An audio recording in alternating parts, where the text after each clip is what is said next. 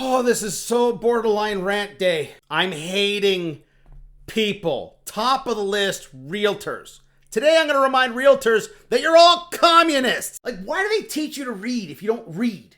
For all the people that think the US is booming, I'm going to show you that it's sinking like the Titanic. And various other reality checks.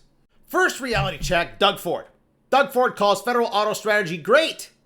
You remember a couple days ago when he was questioning, wondering, what are these people doing? Oh, so all of a sudden he sat down, had a conversation, and now he gets it.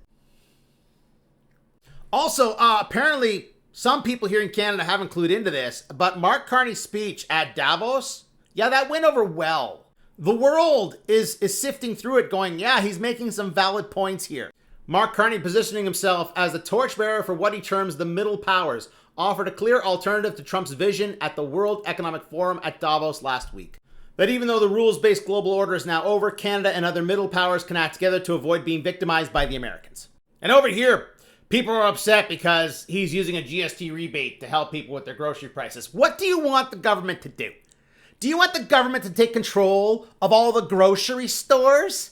Is that what you want? You want there to be no private business in Canada? Is that what you're asking for? Because that's what it sounds like you're asking for.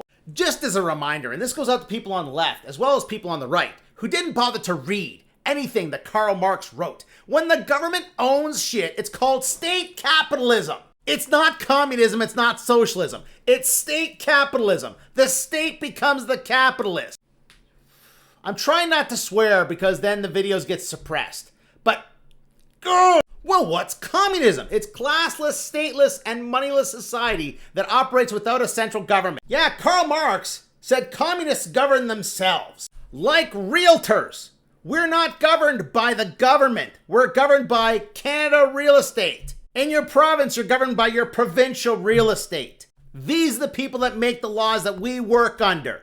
We're communists. Oh, but communism is when the government owns the means of production. No, that's state capitalism. I just showed you that. Capitalism, socialism, it's when the proletariat, which is the workers, when they control it. When the workers control their labor because they have nothing else. So, for instance, like a realtor, you don't own the house. You don't own the house that's being bought or sold. You are dealing with your labor to get that house bought or sold. You are the proletariat. You're a communist. It's not my opinion. It's what he wrote. And now back to this for a moment. There are people who are living in a fantasy land who are not paying attention to anything that's happening right now. Carney said it, when the rules no longer protect you, you must protect yourself. So what is the world doing? India and EU reach landmark trade deal. Tariffs to be slashed on most goods. Germany is looking for more alliances. Not the US. You know, places like China and India.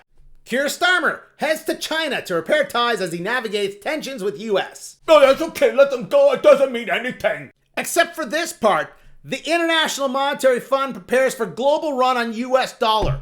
They're saying people are gonna dump the US dollar. At the fund, one muscle that we are building is our ability to hypothetically present scenarios of unthinkable events, like dumping the US dollar. Because why should the EU and India use a US dollar to do trade? Why should the UK use the US dollar to trade with China? Germany? Yeah, you think they're going to use the US dollar to do trade with China and India and everybody else? Why? The only reason people are using the US dollar is because they signed a document and agreed to do so in exchange for stability. The deal has been broken. There is no stability now. So why should the EU and everyone else hold up their end of the bargain? It's going down, and it's going to go down